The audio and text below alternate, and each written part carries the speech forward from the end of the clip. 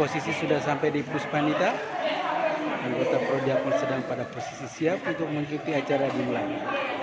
Ini tepatnya pukul 2 siang. Nah itu lurus AC.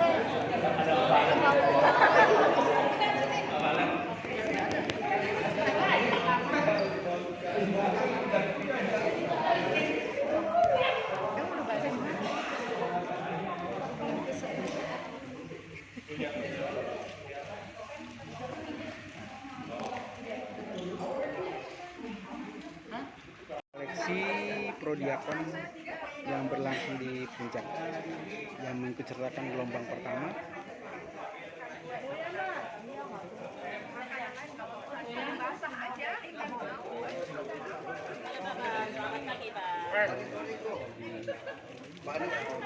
Pak Ringo. Halo, hai.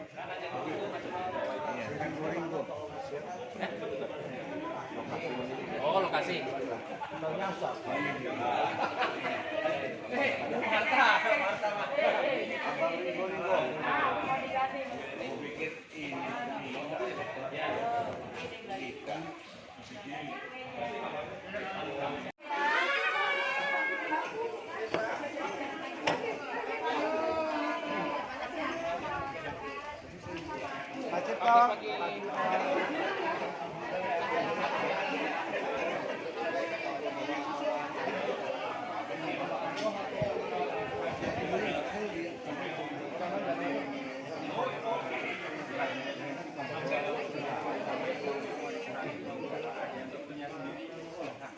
Absensi dulu.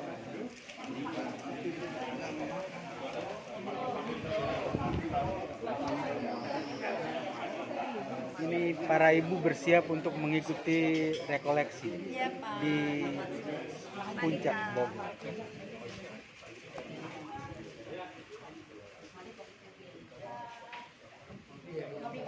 Ya, silakan Bu, silakan. Ini sebelum berangkat harus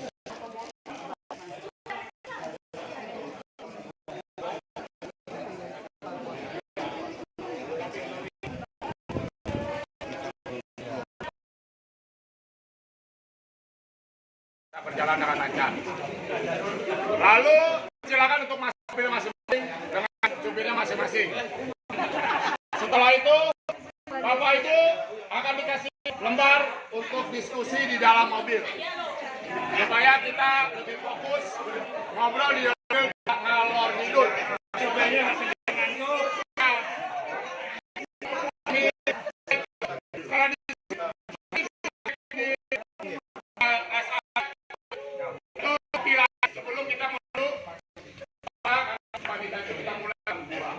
Usahakan sebelum jam 2 kita sudah ada di kita. Di jam kita terserah mau makan makanan nasi nasi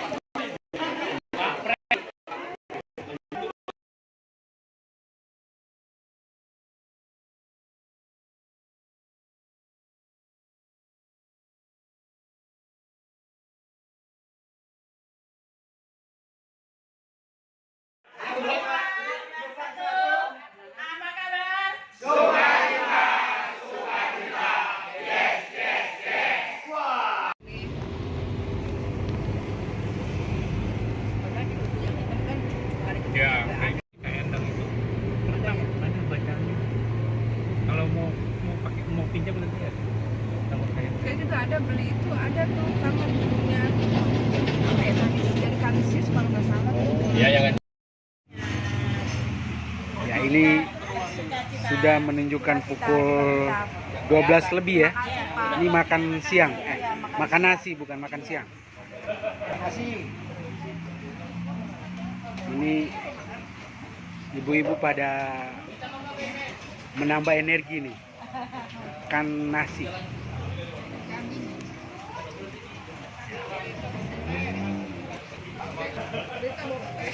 Ini senior kita ya nih. Halo. Ya, Ya. sudah kencang nih. Pak Marmo. Kasih testimoni lah bagaimana dengan Apa itu? perjalanan Prodiakon ini. Oh, tadi saya sudah sharing, nanti kami ada di grup nanti ya. Oh gitu. Nanti dengar kami ada sharing di mobil tadi kelompok 7, mobil 7. Enam cuma lebih deket kan, tapi macetnya ini malah lewat itu sekarang belum nyampe yang lewat kota 3 mobil ini motongnya jauh. Iya, dalam kota muter. Oh, ada Iya, Pak Freddy. Kalau Pak Maiko saya nggak tahu lewat mana ya. Ini lewat itu ya, Jagorawi. Emang yang apa? Aku tetap lewat tadi. itu. Siapa? Tetap tanah tinggi aku. Pak Freddy ya. Iya, Bang. Mungkin lupa di dia.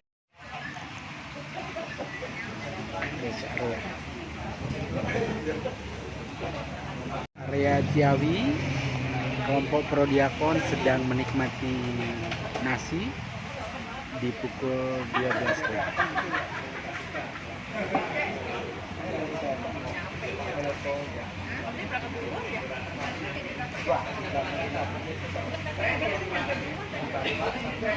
Silakan.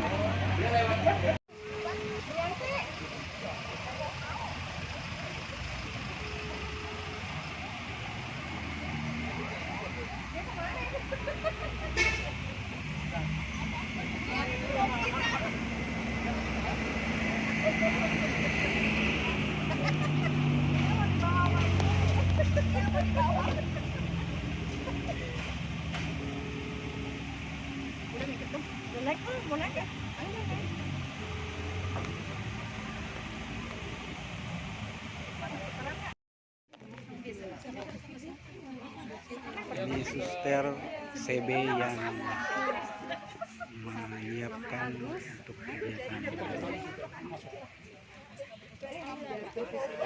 Ayo, kaulah. Mari bawa saya antar kaulah. Ayo, kaulah.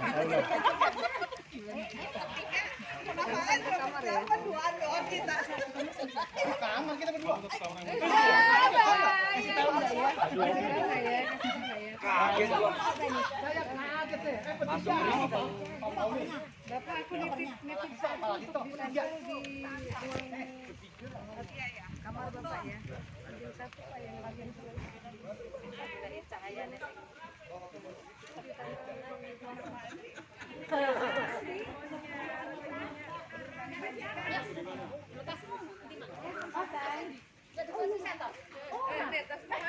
Aduh, Ibunda.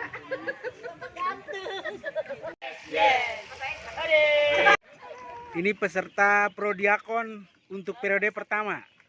Ini mukanya pada senyum-senyum karena sudah selesai makan atau memang pada gembira ini? Kita selalu suka kita Pak. Iya, iya. Dimanapun kita berada, melayani dimanapun. harus Oke, selalu oke, suka oke. Ya, luar biasa ini ya. Ini komandannya kelompok 7 nih. Oke. Saya itu kan kemarin tadinya yang awal gitu Pak. Kebetulan di tempat saya itu kan kemarin pilihan ngurus RT.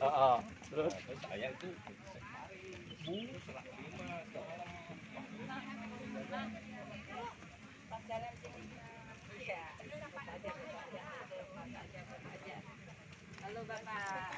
Ini kelompok yang penuh senyum ini. Siap. Mau rekoleksi. Halo. Ya. Tengah apa itu kan?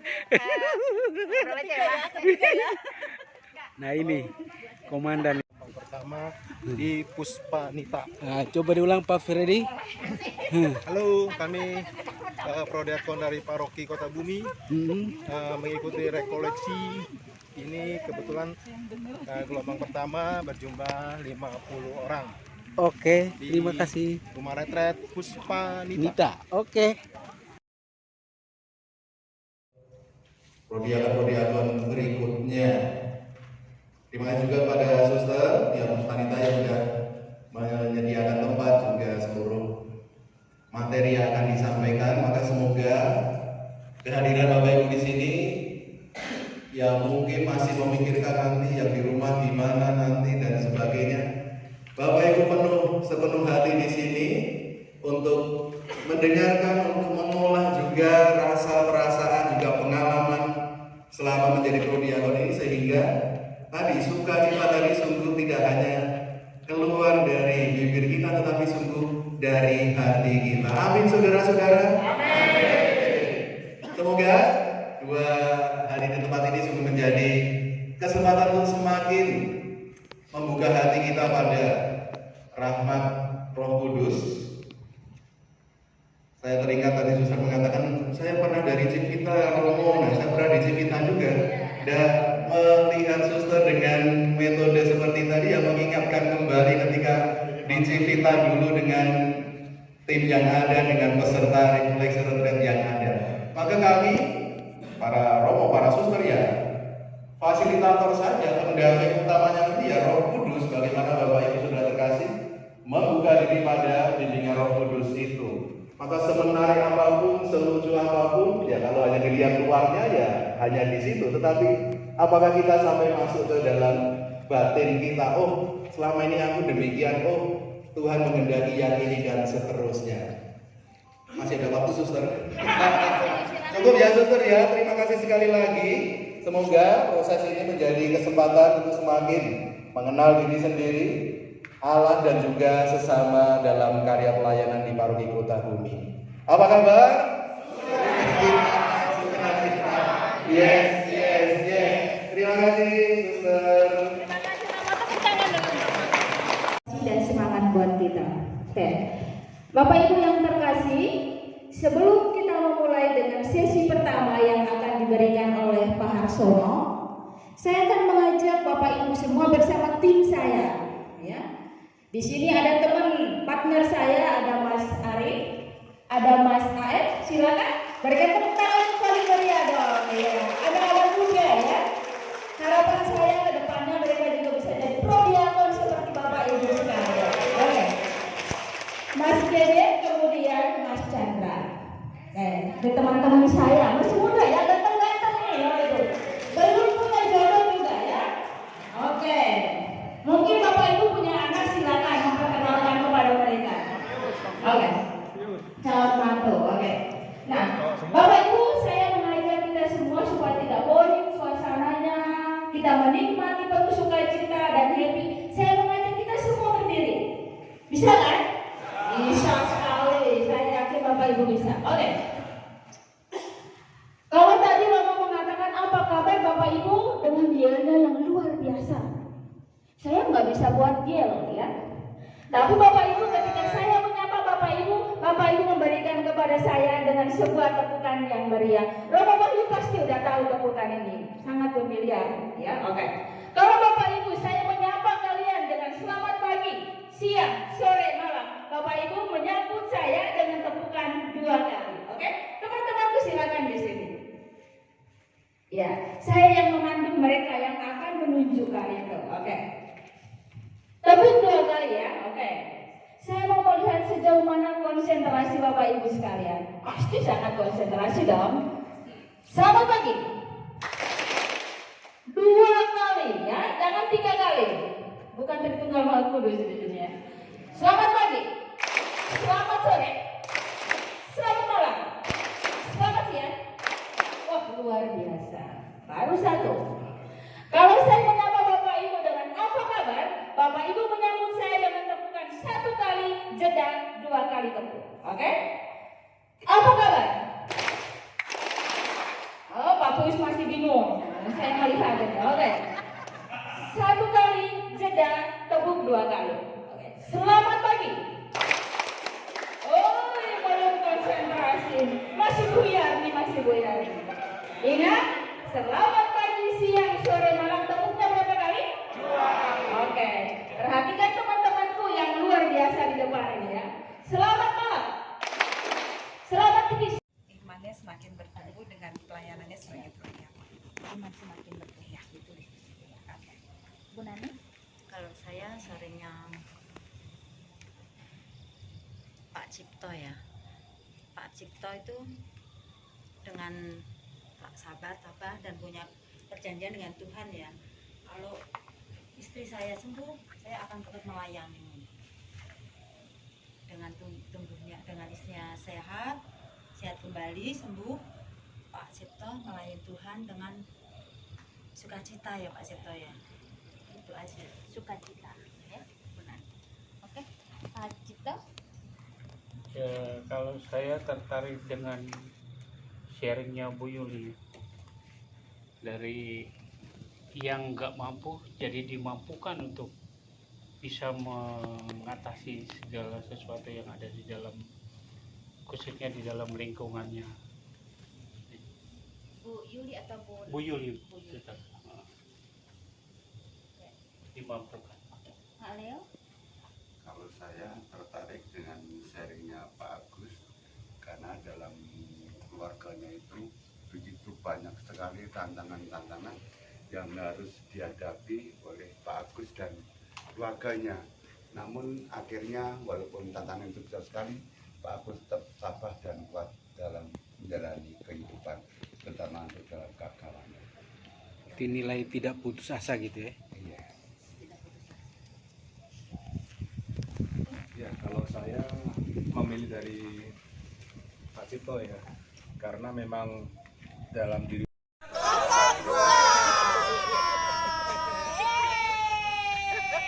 Loh, ini kelompok 3 loh, 1, 2.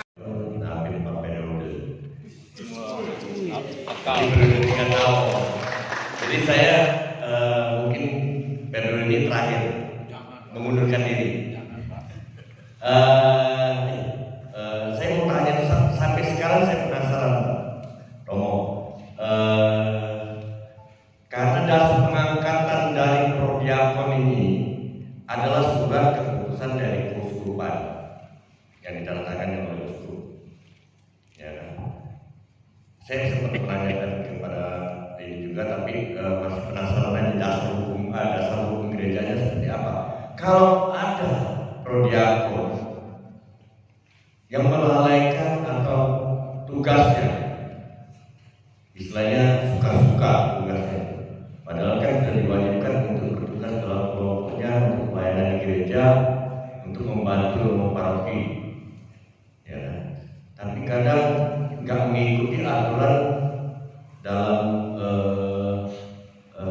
kesepakatan dengan pengurus prodiakon.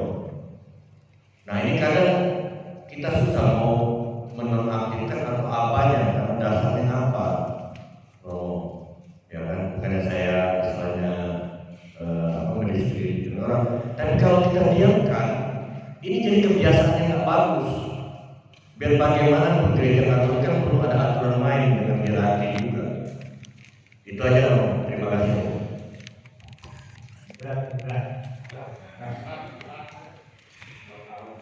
Sebenarnya langsung jawab dulu. Kalau saya berat.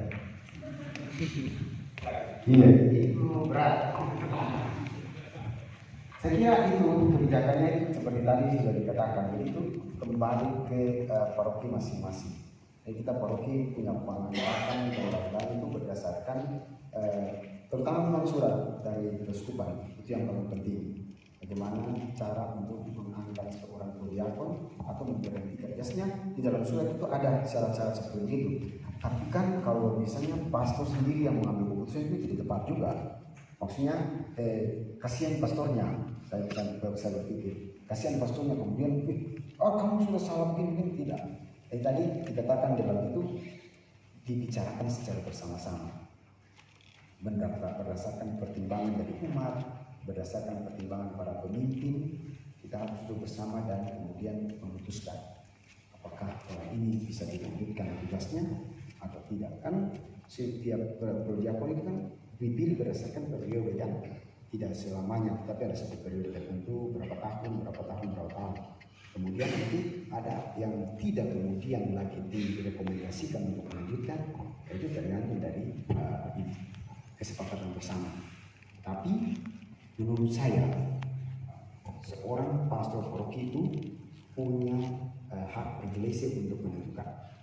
Seringkali kita mengusulkan, tetapi pastor itu yang memutuskan. Saya tidak terlalu tahu. Saya menjawab ini berdasarkan pengalaman saya sebagai pastor paroki di Keuskupan Amboina. Saya tidak tahu kalau di Keuskupan Jakarta itu bagaimana. Karena masing-masing keuskupan punya aturannya sendiri-sendiri. Walaupun kita diatur oleh hukum yang sama, diatur oleh dasar ini yang sama, tetapi kembali lagi ke keuskupan masing-masing. Kalau Sukacita, sukacita, yes, yes, yes.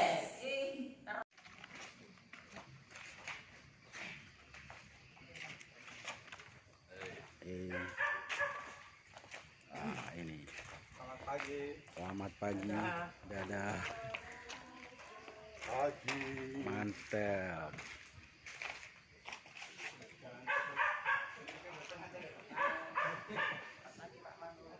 Selamat pagi. Pagi Bu Kartika.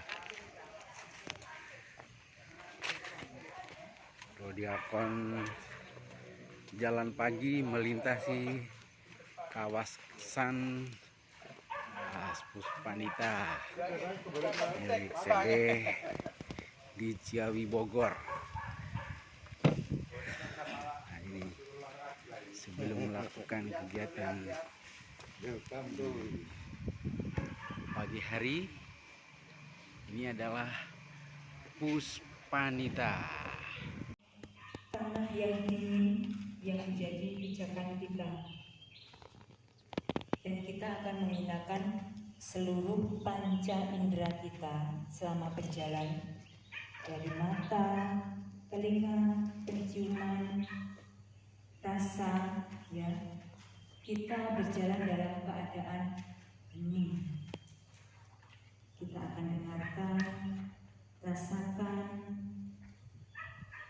mencium bau apa saja atau kita melihat apa saja, kita rasakan, kita dengarkan, kita cecak-cecak dengan seluruh panca indera kita, dan kita akan berjalan dengan hening.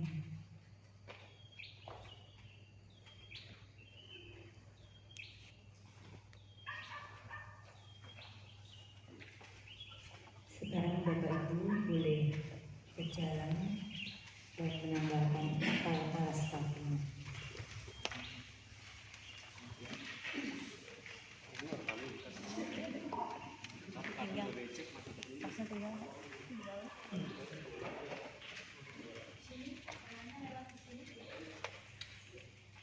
Bukan lumpuh. Saya merasakan kembali lagi kepada masa lalu saya. Waktu saya masih kecil bermain bola, saya merasakan kegembiraan. Dan sekarang saya bisa merasakannya kembali. Itu aja, terima kasih. Terima kasih. Apakah ada yang lain?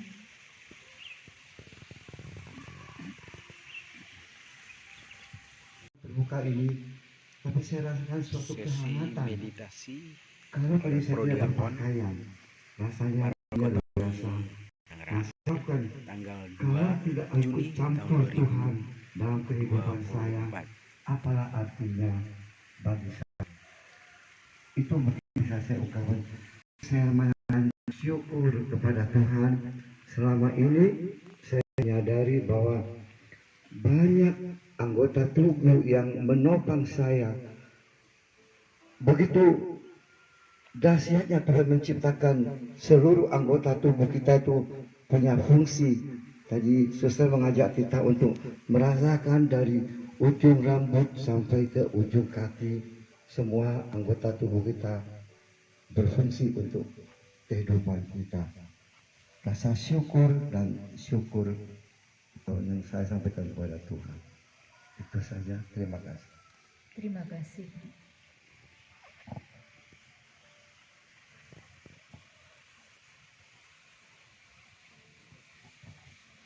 Terima kasih atas waktunya. Ketika saya mulai berjalan, orang-orang penderita diabetes itu kan mengalami baal-baal dan dimulai dari telapak kaki. Tapi saya bersyukur bahwa saya walaupun saat ini masih dalam penyembuhan dari diabetes, kaki saya tidak mengalami baal-baal karena dapat saya rasakan getaran-getaran yang meresap melalui telapak kaki saya. Berarti saya masih ya bisa, semoga bisa sembuh seperti sebelumnya. Itu yang pertama sampai seperti ini. Kemudian ketika merenungkan tentang ya merasakan alam, memang bagi saya musik itu saat pengisi waktu untuk keheningan itu bisa mengantarkan kita untuk lebih fokus. Tapi tadi ada yang bertentangan dalam diri saya ketika saya harus merasakan suara alam. Ya kalau seperti kendaraan lewat itu kan alam.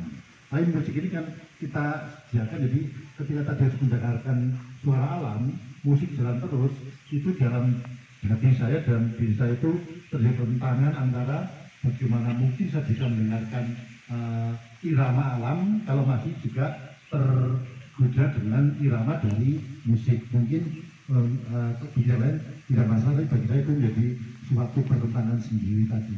Terima kasih. Terima kasih Pak. Mungkin ada yang di bawah, yang di sini, ada yang mengungkapkan. Saya juga mainnya nakal, lari-lari ngejar layangan lah, main di got atau apa. Ini kaki biasanya kena beling terus nih. Kena paku, udah biasa ditepuk-tepuk pakai sendal. Tapi saya tadi begitu lepas, kalau di jalan nggak begitu merasakan bagaimana menyatu dengan alam tuh begitu indah. Karena kalau begitu di rumah kita keluar udah semen, udah konblok, nggak ada rasakan rumput. Tapi hari ini luar biasa, di jalan saya nggak begitu karena ada konblok berumput. Tapi begitu masuk ke daerah seperti ini, merasakan rumput-rumput, kok lebih geli ya kaki saya. Biasanya Mbak Al juga nih nakal, kebel. Dan saya percaya begitu tangan saya secara pribadi menyentuh rumput-rumput seperti yang dikatakan oleh Suster, ini saya jadi terbayang cerita buku Kopling Ho, menyerap tenaga inti bumi katanya kan, jurusnya itu. Saya ingat, wah mungkin ini cara merasakan dari rumput-rumput itu keluar, ya kan, tenaga bumi ini gitu loh. Dan saya merasakan lebih tenang. Dan saya lihat muka saya agak sukacita ya. Tadinya tegang banget saya. Apalagi lihat Pak Pius. Begitu saya mau ngomong dia langsung matanya melotot-melotot. Saya bilang, Pak Pius, please, I want to say. Oke, terima kasih. Selamat pagi. Yang saya lakukan di rumah ketika hari libur, saya nyeker di konblok yang keras. Itu saya lakukan rutin. Tetapi dari cerita teman-teman tadi, masih banyak teman-teman yang merasakan ada perbedaan antara menggunakan alas kaki dan tidak menggunakan alas kaki. Saya boleh membuat kesimpulan bahwa ketika orang mau mendaki Gunung Everest, orang gagal bukan karena dia tidak sanggup sampai ke puncak, tetapi karena adanya pasir-pasir kecil yang menempel di dalam sepatu. Kenapa? Karena dia belum punya persiapan untuk menggunakan kaos kaki yang baik sehingga tidak tersentuh dengan kerikil-kerikil kecil itu.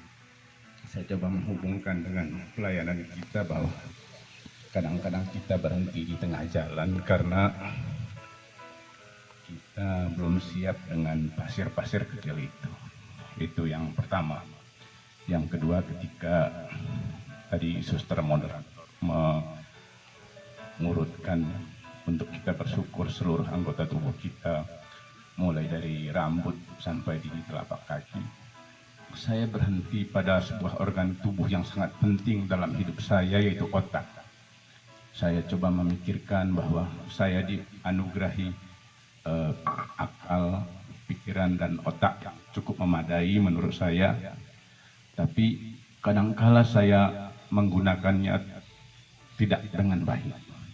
Saya menggunakan otak saya yang sempurna, yang cukup menurut saya untuk melakukan hal-hal yang gak baik. Justru kita licik dengan orang lain, padahal sebenarnya otak itu yang dianugerahkan Tuhan dengan baik itu, dengan sempurna itu, kita gunakan juga untuk kebaikan bagi sesama, bermakna bagi sesama. Tapi kita berhadapan dengan kehidupan real dalam sehari-hari, justru kita memanfaatkan untuk memanipulasi, untuk menguasai sesama, untuk supaya kita merasa divalidasi, supaya ada pengakuan dari teman-teman kita bahwa kita lebih. Nah, saya tadi berhenti di situ dan agak lama di situ sehingga tidak sampai kepada organ tubuh yang lain. Ini menunjukkan bahwa saya pribadi tidak begitu bersyukur atas segala anugerah Tuhan. Saya hanya berpikir selama ini bahwa semua manusia itu dilahirkan dengan organ tubuh yang lengkap, itu menjadi hak kita. Ternyata masih banyak saudara kita diciptakan dengan organ tubuh yang tidak sempurna. Maka mulai hari ini saya mengajak kita semua yang ada di sini, dengan sempurnanya anggota tubuh kita dalam yang diciptakan Tuhan, kita bersyukur karena kita juga menyaksikan saudara kita yang tidak sempurna seperti kita. Kira-kira begitu, saudara. Terima kasih, Pak. Proses pelayanan kita. Kemudian yang kedua, kita diajak untuk bersyukur bahwa Tuhan mencintai kita dengan memberikan anggota tubuh yang lengkap, ya. Tadi juga sudah diungkapkan, mungkin kadang kita juga tidak menyadari kelengkapan anggota tubuh kita. Maka saat ini kita sungguh bersyukur untuk anugerah Tuhan lewat anggota tubuh kita yang lengkap. Kemudian Tuhan sungguh luar biasa memberikan dan menyediakan apa yang kita butuhkan lewat alam ini. Maka bersyukurlah dengan apa yang kamu miliki dan berterima kasihlah pada alam yang sudah membantu kita selama ini. Baik Bapak Ibu, setelah ini kita akan makan pagi bersama ya sampai pukul 7.30 ya. Kemudian jam 7.30 sampai jam 8 Bapak Ibu boleh packing dulu ya. Persiapan.